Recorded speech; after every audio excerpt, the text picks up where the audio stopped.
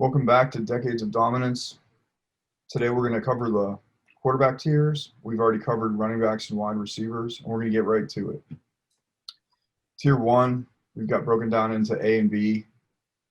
Sean, you've got two guys in Tier A. Pretty obvious. Tell us who they are. Yeah, everybody's number one and two are Patrick Mahomes and Lamar Jackson. People spend a lot of time debating which is which. Honestly, if you can get either one, anywhere from the top of the third round back, consider yourself lucky. Mahomes was quarterback 5 in a down year last year. Lamar Jackson was obviously quarterback 1 of the all-time great fantasy performances for any position, not just a quarterback, but there's no way he repeats anything like that. I did think it was interesting that it wasn't just rushing that helped Lamar Jackson, but that he actually led the NFL in touchdown passes. How he did that with those weapons, I have no idea. Yeah, well, I agree with you that Mahomes is a bounce back candidate, and Lamar is more of a candidate for regression. So I agree taking Mahomes first here, unless, depending on your league scoring, if your league heavily weights rushing touchdowns and rushing over passing yards and passing touchdowns. For example, if the points are per 25 yards instead of 20, or there's big penalties for interceptions, that kind of thing. Then Yeah, maybe so most leagues do 6 points for rushing touchdowns and 4 points for passing touchdowns. correct. If this were a 6 points for passing touchdowns lead, I would have Mahomes significantly over Lamar Jackson. Right, right. And then it also depends on how many passing yards gets you 1 point, whether it's 20 or 25. I've seen leagues that do that too. So keep an eye on those things. Um, in Tier 1B, you have four passers. Want to talk about those guys? Yeah, after the big two, Dak Prescott, I think, has the most upside. He's playing for a contract. They were the number one passing offense last year, and they added CeeDee Lamb to that. So he's got one of the best set of weapons in the NFL.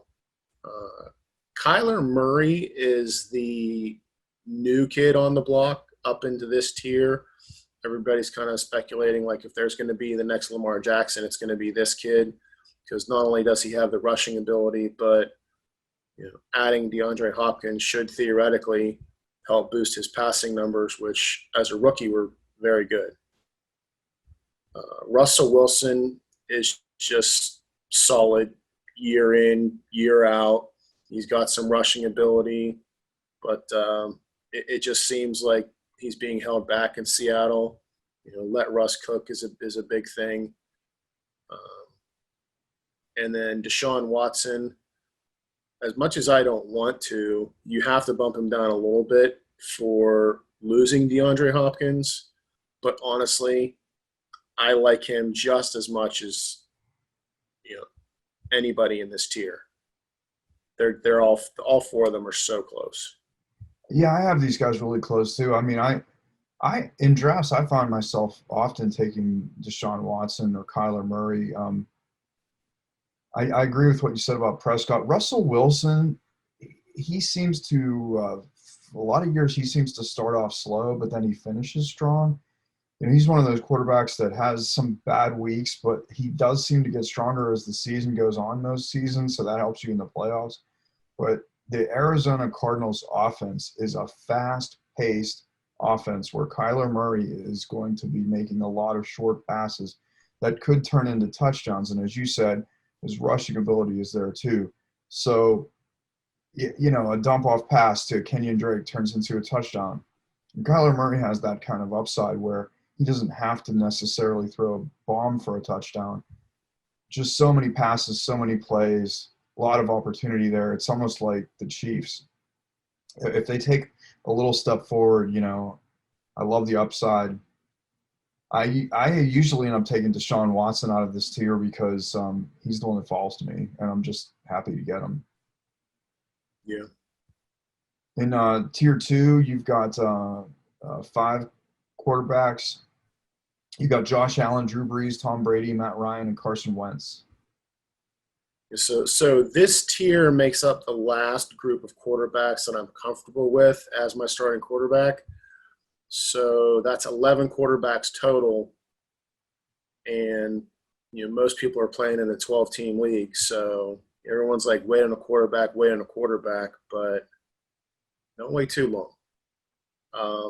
I can tell you from experience, I'm in a draft right now, and I picked up Josh Allen. And it's very easy to rank him number 7, and I still have him number 7 on this list because outside of the big 6, he has the most upside, especially with that rushing ability. However, like I said, I can tell you from experience, when you do that, as the draft is going on and you're looking at Josh Allen as your starting quarterback, you don't feel as safe and comfortable with him as you would if you'd have grabbed like a Drew Brees or a Matt Ryan. So just something to keep in mind there. Yeah, it is a weird feeling. I agree. Because Allen has questionable decisions when he's throwing the ball, and I mean, even Drew Brees at his age will still dive for a touchdown. So you'll get those rushing touchdowns from Drew Brees that you don't expect to get from a guy his age. I I agree don't know with about that. Drew Brees, but Tom Brady definitely sneaks into the end zone more than anybody would think he does. Well, yeah, right. I mean, and I've watched Brees do it too. Out of these guys, I mean, I've had years I've drafted Matt Ryan before in the past 3 or 4 years, and he is usually a real value as a backup quarterback. Now As a after backup I mean, quarterback, I drafted Lamar Jackson, I think, in the ninth round last year. A couple of years ago, before Ryan had a big year where they went to the Super Bowl, I drafted him in the 11th round. I mean, these guys you can sort of like pick one of the ones that's gonna his arrow's gonna be pointing back up and get a bargain. one thing I find interesting between Drew Brees and Matt Ryan is it's actually Matt Ryan who's almost universally ranked higher in like that 8th position. Um, but Brees finished quarterback 8 last year. Matt Ryan finished quarterback 10. Matt Ryan didn't really gain any new passing weapons this offseason. Drew Brees gained Emmanuel Sanders. So I couldn't, with all that being said, I couldn't put um, Ryan ahead of Brees. Well, Go ahead. I think people look at some improvement in Matt Ryan's existing weapons. They think that he's going to throw some touchdown passes to Gurley, and they think that Calvin Ridley is going to take a big step up this year. And I believe you're on board with that. So if you agree Yeah, that Calvin Ridley is a good candidate to break out and he still has Julio Jones, then that's where Ryan will get the numbers. improvement on his existing weapons. Yeah, I can see that. Tom Brady is probably the one. Like honestly, if Tom Brady was available when I took Josh Allen that draft, I might have gone ahead and drafted Tom Brady. I think he's got something to prove. He's on the best passing offense he's ever been in. I think that includes when he had Randy Moss in New England with Bruce Arians as his coach and both Evans and Godwin. And as much as I would love for him to just fall flat on his face, I don't think he's going to. Yeah, and I worry about that. Well, not worry because I mean, Tom Brady is the greatest of all time, and we all hate him for it, unless you live in New No, he's England. not. What? No, he's not. Joe Montana is the greatest. Well, debatable, I guess, but I don't. I mean, even as great as Montana was, well, I mean, nobody's really been to the amount of championships that Brady's been to, and the amount that they've won. I Well, when mean, you don't follow the rules, it's a lot easier to go to championships. This is probably something we should table for now. sure. Um, The other thing I want to mention on this quarterback tier, with Carson Wentz, I definitely have him at the bottom of this tier. He's got some new weapons, and it was absolutely amazing what he was able to do last year with the weapons he had. However, he's got health concern, and if you look in the comments, it says health concern hurts his value. I think they're going to get Jalen Hurts on the field, especially around the goal line, and that's going to do nothing but hurt Carson Wentz's value. Could be, and I see. I would be fairly happy to get Carson Wentz out of this tier, because I think in some ways his weapons, he's got some younger weapons and faster weapons that are coming up, like Jalen Rager, and a couple more years of familiarity with Goddard. They're going to run a lot of 2 tight end sets. I mean, I think he's got the weapons to score. He's going to need to score because the other offenses in his division have improved. The Giants have improved on offense. The Cowboys have improved on offense, as we said. The Redskins kind of have nowhere to go but up. So the Eagles are going to have to score more points if they want to stay in these games, and they have the personnel to do it. I mean, Sanders catches a lot of passes. So again, I mean, there's a lot of potential there. And I do think there's potential for Tom Brady to fall flat on his face because his arm, he just seemed to lack something when he moved on last year. I maybe he can pull together another year or two, or maybe he can't. But that I'm asking that means I don't really want him to be my QB1. I'll take a chance on him as my QB2. But I wouldn't really feel great about Tom Brady being my QB1 in this year. Be a lot happier with Carson Wentz, to be honest. I'd rather take Tom Brady, have him fall on his face, and take that fantasy football loss with a smile. Yeah, well, throwing it back up. To talk about older quarterbacks with something to prove, going on to tier 3 is a guy that I actually like a lot. Is you've got in the top of tier 3 Aaron Rodgers. Again, same kind of concerns as Tom Brady, but he's in the same offense.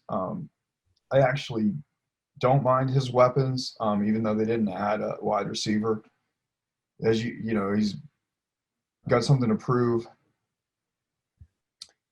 Aaron Rodgers is a guy that if I had to wait and get a QB1 very, very late, that would be the last guy I would be really comfortable with taking a chance as my QB1. Obviously, ranking him at 12, if all the guys above him are gone and you get him as a starter, I guess I wouldn't be that uncomfortable with it. And I do think he's going to improve. I do think he's got a big chip on his shoulder. There's that thing where when he hasn't made the top NFL Network's top 10 and the top 100 players, when he's not in the top 10, every year that's happened, he's won the MVP the following year. So, I mean, he's got a whole lot of upside. Maybe we should bump him up into tier 2. What's his age now? He's not as old as Breeze and Brady. Yeah, I'm not worried about his age. He's not really showing signs of age yet. And he spent his first few years on the bench, so he doesn't have as much miles on his arm. Right. But the thing that worries me about him the most is what his team is doing around him and his performances last year. He had more bust games last year than I think every quarterback on this whole list. I know, I'm aware of it. That will absolutely kill you on a week-to-week basis.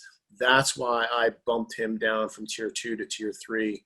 And the fact that his team really seems to want to be taking the ball out of his hands, and as good as he is, if his team's just calling running play after running play after running play. Well, he had big games too, and some of the touchdowns to the rushers were passes to Aaron Jones. Yeah, I mean, I think he's a big bounce back candidate, and I think you agree. At the position that you would draft him, obviously I'm not going to – I mean, in past years, Aaron Rodgers was going, as a tier 1B or tier 2 quarterback, maybe even tier 1A if you go back a couple of years. I mean, but we're not taking him there now. So the risk that he has a bad year isn't going to kill you as much. And you can plan for that and take one of these other guys. You've got Cam Newton, Ben Roethlisberger, Daniel Jones also in tier 3. I mean, you could pair two of those together. Yeah, and I actually had to redo some of my quarterback rankings. I didn't think I was this high on Cam, but you find out when you're on the clock in a real draft who you really like and who you don't. And it was between Cam Newton, Ben Roethlisberger, and Matthew Stafford, and I had them pre-drafted in that order, and I did end up getting Cam just because his upside, especially with that rushing, is so much better than everybody else's. If he's healthy, he's a slightly older Lamar Jackson, So I found myself in the same position in drafts where I had choices as a backup quarterback to take Newton or somebody like Ryan Tannehill. And Tannehill was good last year, but the upside for Newton is much higher. Big Ben.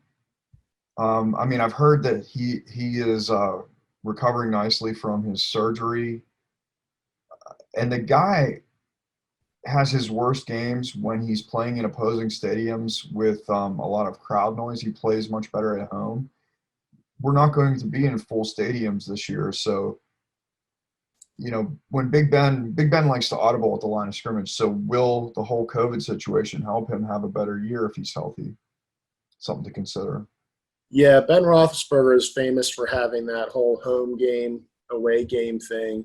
And, I used to think it was just coincidence, but it happens year after year after year. Yeah, so. It's crowd noise and audibles. It messes with his game. It's a real thing, yeah. It's definitely a thing.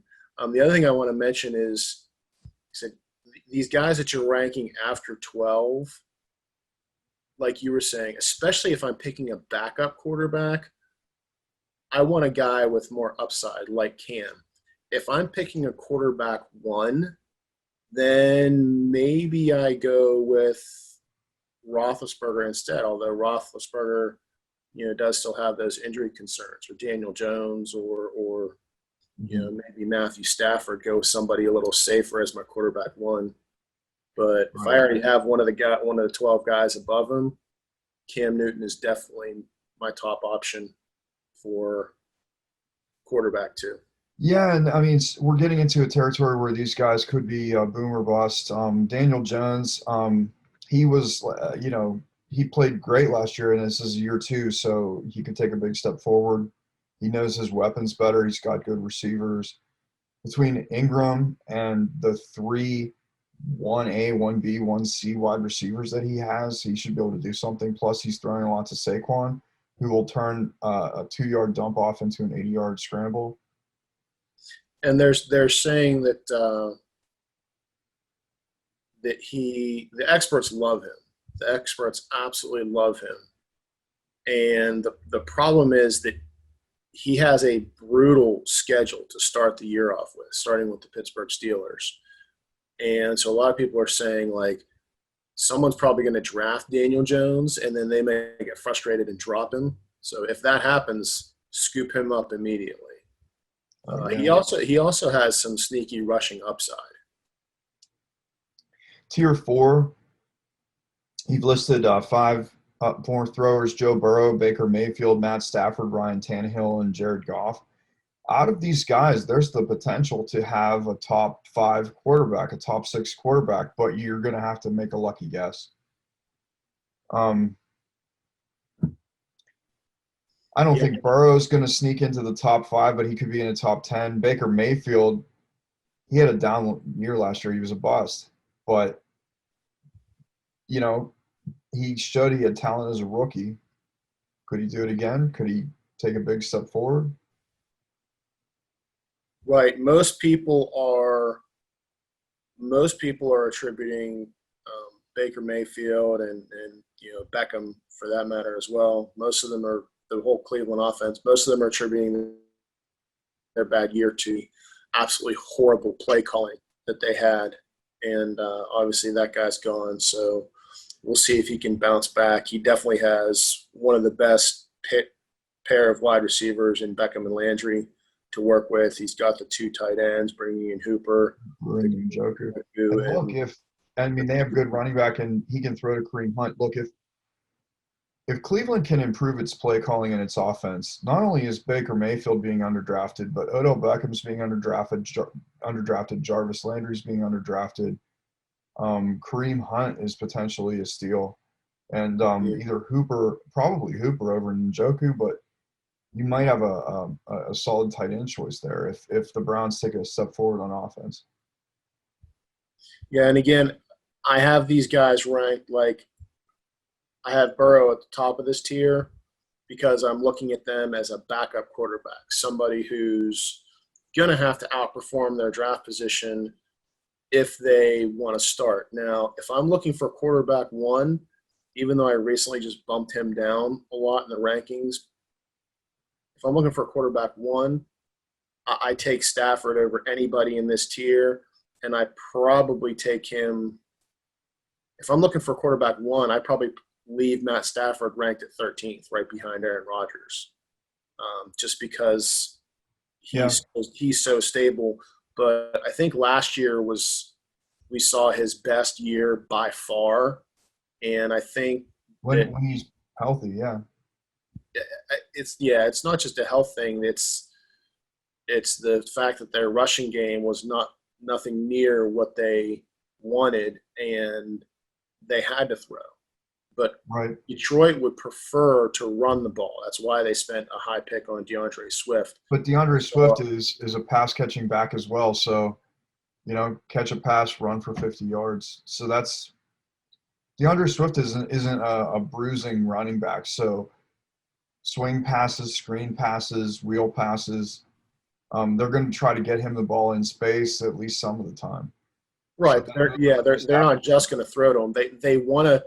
Like Stafford was quarterback 2 last year when he got hurt on a points per game basis, but I don't think there's any way that he comes close to that ever again.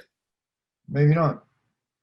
Well, with Stafford, Tannehill, I agree with this order. Stafford, Tannehill, and Goff. You have serviceable quarterbacks that are going to give you reasonable points. I think Goff was terrible at times last year. I mean, terrible at times. Like getting single-digit points in certain games, but the Rams' offense has a lot of upside. I mean, as you've pointed out in other videos, 2 years ago, everybody wanted a piece of it. Right.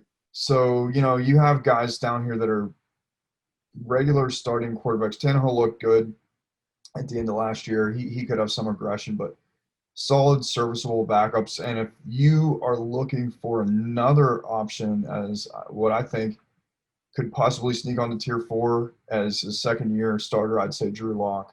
I'm positive on the guy. Yeah, Drew Lock is probably the only other quarterback not on this list that I would even consider drafting.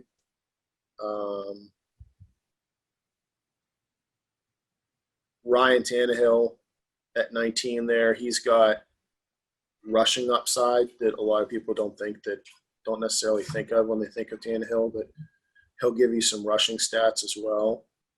That's why I like him at 19 there. But after I would definitely want to get 2 of these guys on my team, especially in a COVID year like this. Get 2 of these guys on my team so that you don't have to worry about